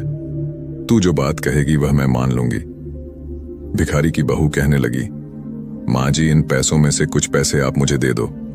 मैं इन पैसों से कुछ खरबूजे और तरबूज खरीद कर लाऊंगी, क्योंकि गर्मी का मौसम है और इस मौसम में खरबूजे और तरबूज खूब बिकते हैं। मैं उन्हें बेचूंगा से तो रहेंगे। आप रोज रोज भीख मांगने जाती हो। 10 लोग आपको ठुकराते हैं, कोई 1-2 तरस खाकर कुछ दे भी देता है। मुझसे यह देखा नहीं जाता कि लोग आपका अपमान करें, इसलिए आज से आप घर पर रहो और मैं खरबूजे और तरबूज बेचने जाया करूंगी। सास ने कहा, नहीं नहीं बहू, तू भला कहाँ जाएगी। बहू ने कहा, माँ जी, आप चिंता मत करिए, मैं यह सब कर लूंगी। सास बोली, ठीक है। उसकी सास और पति भीख में जो पैसे इकट्ठे किए थे वह पैसे अपनी बहू के हाथ में रख देते हैं बहू बाजार गई और एक डलिया ली और उसमें कुछ तरबूज और खरबूजे खरीद कर रख लिए। जंगल के रास्ते पर एक मंदिर था। वह उसी मंदिर के सामने जाकर बैठ गई। वहां से गुजरने वाले लोगों को तरबूज और खरबूजे बहुत पसंद आते थे, इसलिए हाथों हाथ उसके तरबूज और खरबूजे बिक गए। सारे तरबूज तो बिक गए, केवल 2 खरबूजे उनके पास रह गए थे। दोस्तों, उसी समय संयोग से विधि और विधाता भगवान उसी रास्ते से गुजर रहे थे। विधि कहने लगे, प्रभु देखो कितने सुंदर खरबूजों की सुगंध आ रही है, मुझे भी यह खरबूजे खाने हैं। विधाता बोले, देवी कहां? तुम इन खरबूजों के चक्कर में पड़ रही हो, चलो हमें उज्जैन पर पहुंचना है। विधि ने कहा, नहीं नहीं प्रभु, मुझे तो ये खरबूजे खाने हैं। माता विधि जिद कर गई, कहने लगी, देखो स्त्री खरबूजे बेच रही है और वह तो आपकी भक्त है, प्रभु हमें उससे खरबूजे जरूर लेना चाहिए। दोस्तों, माता विधि और विधाता ने एक बूढ़े और बुढ़िया का रूप धारण किया और पहुंच गए। उस खरबूजे वाली के पास उसके पास मात्र 2 ही खरबूजे बचे थे। माता विधि और विधाता ने बहुत ही दीन रूप बनाया था। फटे पुराने वस्त्र थे, जर्जर हालत थी। एक दूसरे का हाथ पकड़े हुए वे उसके पास पहुंचे, जाकर कहने लगे, बिटिया हम दोनों भूखे हैं, क्या हमें कुछ खरबूजा खाने को मिलेगा? तो कुलक्षण कहने लगी, माई आप बैठो, इतनी गर्मी पड़ रही है, लो पहले पानी पी लो। उसके पास थोड़ा सा पानी था। पहले उसने विधाता और माता विधि बने हुए उन दोनों वृद्ध दंपति को पानी पिलाया और आराम से उन्हें बैठाया। उसके बाद एक करके दोनों को खरबूजा खाने को दिया। दोनों लोगों ने वे दोनों खरबूजे खा लिए। उसके बाद माता विधि कहने लगी, बिटिया हमारे पास तो तुम्हें देने के लिए कोई पैसे नहीं है, हम कहां से पैसे देंगे, हम तो भूखे थे, इसीलिए खरबूजे तो हमने खा लिए। वह कहने लगी, कोई बात नहीं माँ, आज मैं खरबूजे बेचने आई थी और ईश्वर की कृपा से मेरे सारे खरबूजे बिक गए। अब मेरे पास सिर्फ यह 2 खरबूजे शेष बचे थे। अगर आपने उन्हें खा लिया है तो यह भी मेरे लिए पुण्य का काम है। आप तो बूढ़ी माँ हो, मेरी कोई माँ नहीं है, और आपने मुझसे इतने प्यार से बेटी कहाँ है? बेटी शब्द सुनने के लिए तो मैं और मेरे कान ही तरस गए थे। कभी मेरे पिता ने भी मुझे बेटी का प्यार नहीं दिया। तब माता विधि हुई। बूढ़ी माँ कहती हैं, बिटिया मैं काफी दूर से चलकर आई हूं और राह चलने के कारण मेरी सांस फूल रही है, मेरे पैरों में बड़ा दर्द हो रहा है। कुलक्षण ने कहा, लाओ मैया, मैं तुम्हारे पैर दबा देती हूं। इतना कहकर वह माता विधि के चरण दबाने लगती है। ठंडी हवा चल रही थी। विधि माँ को नींद आ जाती है। विधि माँ को नींद आई तो कुलक्षण अपने पल्लू से उनके ऊपर हवा करने लगी ताकि उनके ऊपर कोई मक्खी या मच्छर न बैठे। दोस्तों, विधाता भी वहीं पर लेट गए। जब माता विधि की आंख खुली तो वे दोनों बड़े प्रसन्न हुए। कहने लगे, बेटी तूने तो हमारी बहुत सेवा की है और हमारे पास तो तुम्हें देने के लिए कुछ भी नहीं है, हम तुम्हें क्या दें? वह कहने लगी, कोई बात नहीं माँ, मेरी कोई माँ नहीं है, तुम्हारी सेवा करके तो मुझे माँ जैसा प्यार मिला, ऐसा लगा जैसे तुम मेरी माँ हो। तब माता विधि कहती हैं, अच्छा बेटी अब हम चलते हैं। जाते हुए माता विधि ने विधाता से कहा, प्रभु अगर आपकी झोली में कुछ पड़ा हो तो इस बेचारी को दे दो, ये बेचारी बड़ी ही गरीब है और इसके पिता ने इसके साथ बहुत अन्याय किया है। विधाता बोले, देवी मेरे पास तो मेरी झोली में केवल भभूति है, इससे इसका क्या भला होगा माता? विधि बोली, प्रभु लोगों का भला तो आपके भला कहने से ही हो जाता है। फिर भी मन समझाने के लिए माता विधि ने विधाता की झोली से कुछ भभूति निकाली और उस बेचारी को दे दी। वह भभूति उसने अपने साढ़े पल्लू में बांध कर रख ली। शाम को जब वह अपने घर पहुंचती है तो अपनी सासू माँ से कहती है, माँ जी आज एक बूढ़ी माँ और एक बूढ़े बाबा की सेवा करके मुझे अपार सुख मिला, और देखो माँ आज की कमाई, आज मेरे सारे खरबूजे बिक गए माँ। अब तुम्हें और मेरे पति को कहीं भी भीख मांगने की जरूरत नहीं है। अब हम मेहनत से काम करके अपना गुजारा करेंगे और ईश्वर की कृपा रही तो हम सम्मान की जिंदगी जिएं। आज से हमें भीख नहीं मांगनी है। तब उसकी सास कहने लगी, बेटा मैं तेरी जैसी बहू पाकर निहाल हो गई। मैंने तो कभी सोचा भी नहीं था कि कभी मेरे बेटे का भी विवाह होगा। मुझे नहीं पता था कि मेरे बेटे के नसीब में इतनी संस्कारी और लक्ष्मी जैसी बहू लिखी होगी। मैं तो भगवान की बहुत आभारी हूं कि भगवान ने मेरे बेटे की किस्मत में तुम्हें लिखा था। वह कहने लगी, माँ आज एक बूढ़े बाबा और एक बूढ़ी अम्मा आई थी। उन्होंने मुझे यह भभूति दी है, मैं इसका क्या करूं? तब उसकी सास बोली, बहू थोड़ा रुको, अभी मेरा बेटा आता होगा, जैसा वह कहेगा तुम वैसा ही करना। दोस्तों, शाम को जब उसका पति आया तो वह कहने लगी, स्वामी आज मुझे यह भभूति दी है, एक बूढ़े बाबा और एक बूढ़ी मां ने, मैं इसका क्या करूं? तब उसका पति कहने लगा, एक काम करो, घर के चारों कोनों में इसे छिड़क दो और जो बचे उसे संदूक में रख दो और थोड़ा बहुत भभूति हमारे जो तुलसी का गमला है उसमें रख दो। वह कहने लगी, ठीक है, मैं ऐसा ही करूंगी। अब तो उस लक्ष्मी ने उस भभूति को अपने घर के चारों कोनों में बिखेर दिया, थोड़ी भभूति संदूक में रख दी और रात को खाना बनाया। खाना खाकर अपनी सासू मां को खिलाया, अपने पति को खिलाया, फिर खुद खाकर घर की साफ सफाई करके सो गई। सुबह उठती है तो क्या देखती है कि उसकी झोपड़ी की जगह तो बहुत ही सुंदर महल बन गया है। चारों कोनों पर हीरे मोती चमक रहे हैं, धन के अंबार लगे हुए हैं और अनगिनत धन से घर भरा हुआ है। यह देखकर तो उसे बड़ा अचंभा हुआ। वह दौड़ी दौड़ी अपनी सास के पास जाती है और कहती है, माँ जी उठिए, देखो क्या चमत्कार हो गया। उसकी सासू माँ की आंख खुली तो उसने देखा कि उसका घर तो पहचानने में नहीं आ रहा है। वह कहने लगी, अरे बहू, क्या हम तेरे मायके में आ गए हैं? आज तक तो तेरे पिता ने कभी इधर मुड़कर भी नहीं देखा, लेकिन मैं तो सोई हुई थी, तेरे पिता का हृदय कैसे पसीज गया। तब वह लक्ष्मी कहती है, नहीं माँ जी, ये मेरे पिता का घर नहीं है, ये तो हमारा घर है। देखिए, शायद भगवान की अनुकंपा हुई है, उन्हीं की कृपा से मेरे भाग्य बदल गए हैं। देखो, शायद वे बूढ़े बाबा और बूढ़ी मां कोई और नहीं, साक्षात ईश्वर ही होंगे जिन्हें मैं पहचान नहीं पाई। भगवान को ना पहचान पाने का दुख अब तो उसे बहुत कचोट लगा था और वह रोने लगी कि भगवान साक्षात मेरे पास आए और मैं उनको पहचान नहीं पाई।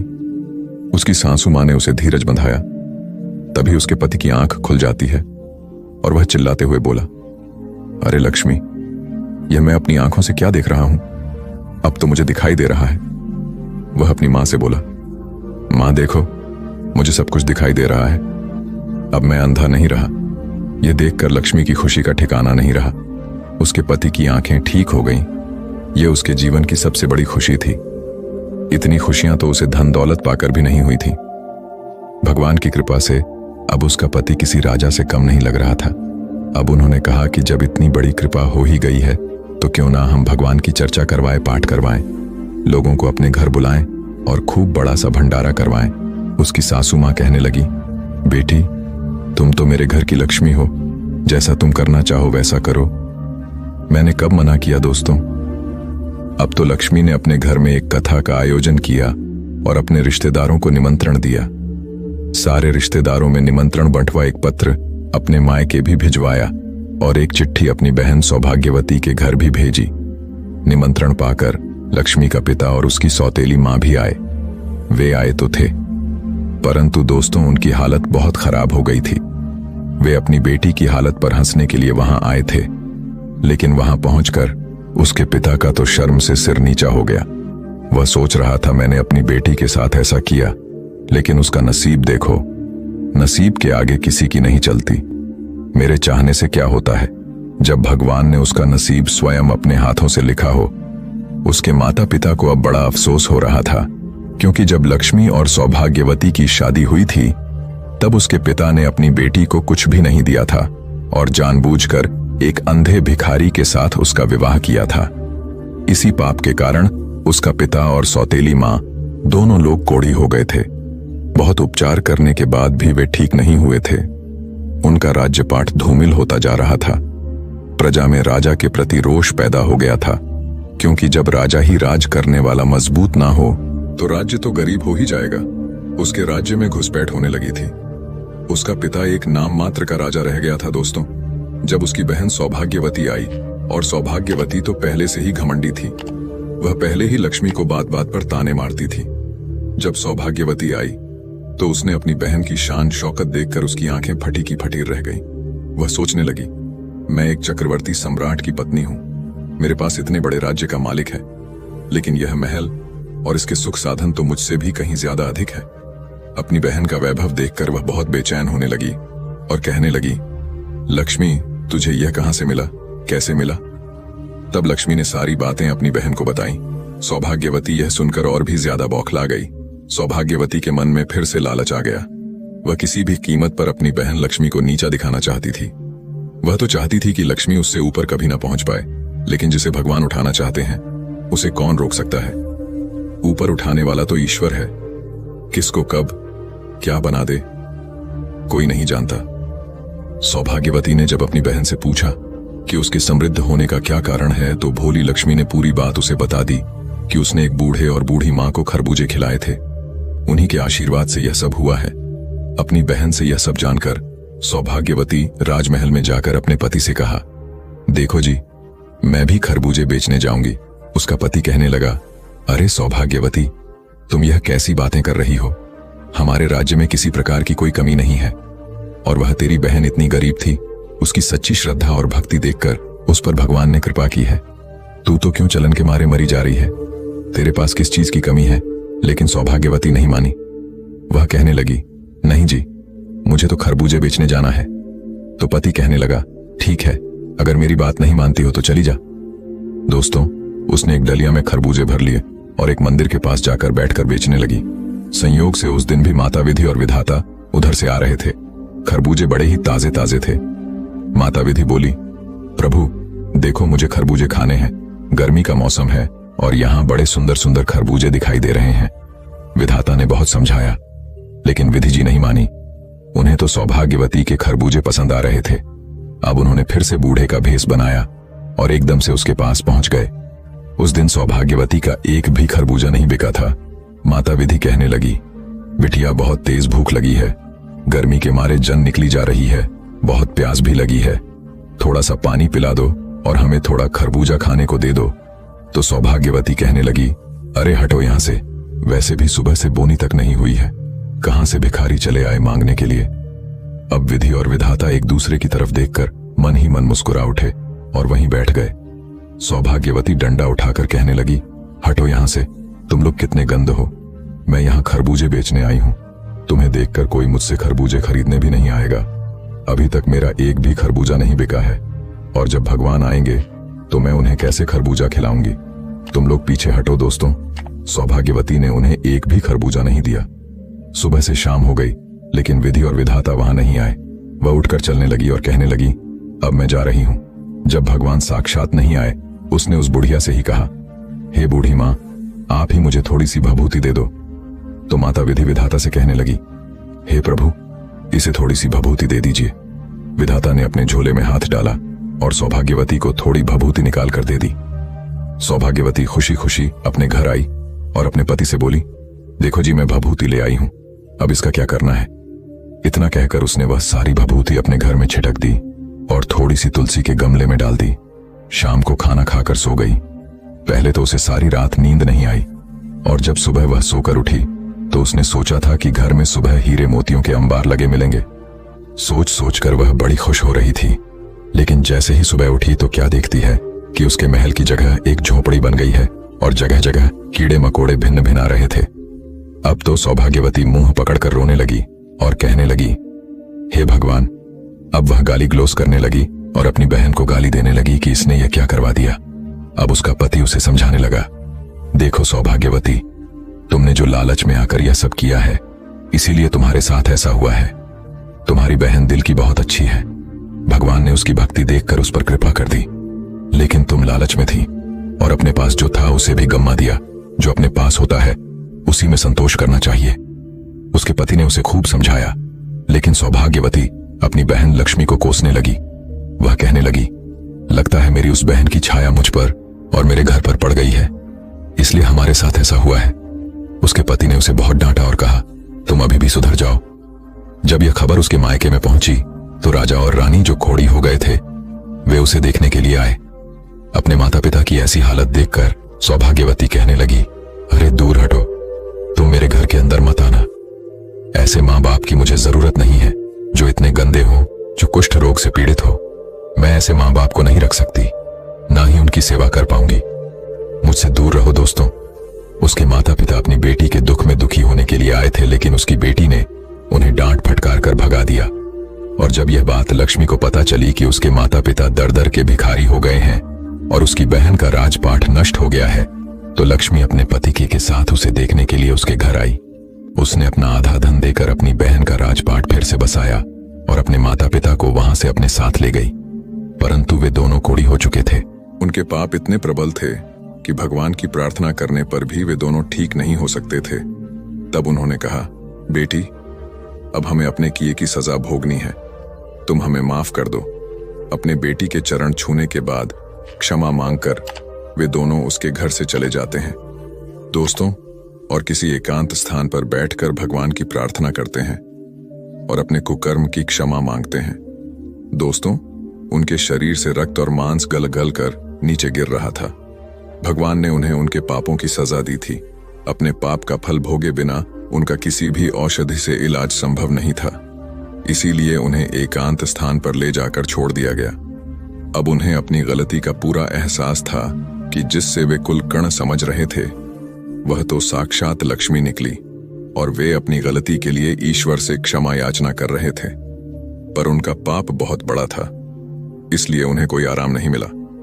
वे अपने कर्मों का फल उसी जिंदगी में बैठे बैठे भोग रहे थे। उधर दोस्तों, गिद्ध बोला, हे बच्चों, ये दोनों स्त्री पुरुष वही हैं। अब बताओ कि क्या तुम अब भी उस इंसान का मांस खाना चाहोगे? उन दोनों की कहानी सुनकर गिद्ध के बच्चे कहने लगे, पिताजी, हमें माफ कर दो जो हमने ऐसे पापियों को खाने की बात कही। आज हमें पता चल गया है कि इंसान का मांस अब किसी के खाने योग्य नहीं रह गया है। सबसे अधिक दूषित अगर कोई है तो वह इंसान है। इस प्रकार गिद्ध अपने बच्चों के साथ वहां से चला जाता है। दोस्तों, इस कहानी से हमें यह सीख मिलती है कि कर्म का दंड हमें जरूर भोगना पड़ता है। जो माता पिता अपनी सौतेली बेटी या बेटे के साथ बुरा व्यवहार करते हैं, उनके के साथ ऐसा ही होता है। बुरे कर्म का फल बुरा ही होता है। मुझे सुनने के लिए धन्यवाद दोस्तों। मिलते हैं अगली वीडियो में एक नई सीख के साथ। खुश रहिए, अपना ख्याल रखिए। सभी कहानियां देखने के लिए कृपया हमारे चैनल को लाइक, शेयर और सब्सक्राइब जरूर करें।